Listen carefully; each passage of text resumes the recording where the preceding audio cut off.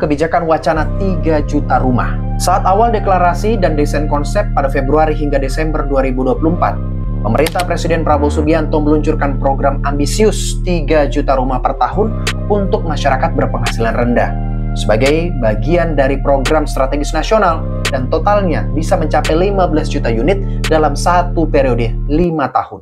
Saudara-saudara sekalian, Prabowo Gibran memiliki rencana besar yang kita beri nama Strategi Transformasi Bangsa.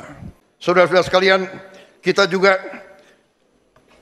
akan membangun 3 juta rumah untuk mereka yang belum punya rumah. 1 juta di pedesaan, 1 juta di pesisir, 1 juta di perkotaan. Masuk di bulan Desember 2024, kelanjutan program 3 juta rumah mendapat kritik dari anggota Komite 2 DPD RI.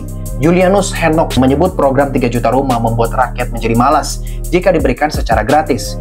Julianus menyarankan pemerintah menyediakan rumah terjangkau, bukan yang sepenuhnya gratis. Menyikapi hal itu, Menteri Perumahan dan Kawasan Pemukiman Marwarar Sirait merespon bahwa rumah gratis hanya tersedia dalam jumlah terbatas melalui kontribusi para pengusaha seperti donasi tanah atau dana CSR. Dan sebagian besar rumah tetap akan dijual atau disubsidi, bukan dibagikan secara cuma-cuma. Maju hingga 8 Januari 2025, pemerintah Indonesia menandatangani nota kesepamahaman dengan investor asal Qatar Sheikh Abdulaziz bin Abdul Rahman Al Thani dari Hila International Group untuk membiayai pembangunan 1 juta unit rumah terjangkau bagi masyarakat berpenghasilan rendah melalui skema Government to Government atau G2G. Pemerintah menyediakan lahan, sementara investor bertindak sebagai kontraktor sekaligus pemodal proyek. Arahan Presiden bahwa ini kerjasama antara pemerintah. Kemudian tugas kami, kita jadi tim yang solid, ya, kita menyiapkan lahan yang dimiliki negara.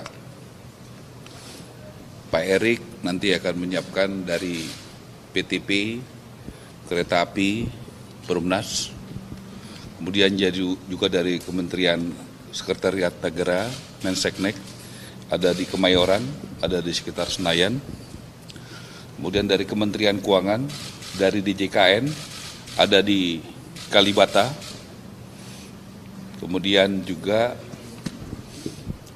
sesudah Pak Erik, sesudah DJKN, sesudah Menseknek, kami juga akan membawa investor yang datang sekarang untuk bergerak cepat untuk bisa memahami aturan di Indonesia. Kemudian pada 15 hingga 17 Januari 2025 diumumkan bahwa Qatar memperluas komitmennya dari 1 juta menjadi 6 juta rumah dalam kerangka program 3 juta rumah. Berarti dalam tambahan 5 juta unit yang akan dibiayai Qatar sebagai kelanjutan dari MOU sebelumnya. Sebagai pilot project bersama Qatar, sempat direncanakan pemerintah pembangunan dilakukan di bekas lahan perumahan DPR di Kalibata untuk dibangun 1 juta rumah vertikal. Sebagai percontohan, awalnya dijadwalkan mulai April 2025, tepat setelah Idul Fitri. Target ini mundur ke Mei 2025 karena penundaan pemenuhan syarat. Kemudian pada 26 Juni 2025, Sekretaris Jenderal Dewan Keluarga Kerajaan Qatar Sheikh Abdulaziz Abdul Rahman Hasan Al Thani telah menggelontorkan untuk proyek ini sekitar 2,5 miliar dolar Amerika Serikat atau setara dengan 40 triliun rupiah. Ditargetkan selesai dibangun dalam kurun waktu 2 tahun. Di sisi lain, Marwarar Sirait juga sempat mengatakan bahwa mencari investor untuk program 3 juta rumah per tahun bukan perkara yang mudah. Sudah sempat ada calon investor yang berminat tapi belum ada yang merealisasikan investasinya. Terkait dengan hal ini, ARA juga mengklaim sudah berbagi tugas dengan Wakil Menteri PKP, Fahri Hamzah. Disampaikan ARA saat rapat kerja dengan Komisi 5 DPR RI Senin 19 Mei 2025 lalu. Namun sampai pada akhirnya awal Juni 2025, video mock-up rumah subsidi seluas bangunan 18 meter persegi yang berujung tuai polemik dari masyarakat karena ukurannya dinilai terlalu kecil. Hal itu sebenarnya sejalan dengan rencana Kementerian Perumahan dan Kawasan Pemukiman atau PKP untuk mengubah ketentuan batas minimal luas rumah subsidi. Respon tersebut tidak bertahan lama karena Marwarar Sirait atau yang dikenal dengan ARA membatalkan wacana rumah subsidi 18 meter persegi. ARA pun meminta maaf atas idenya tersebut.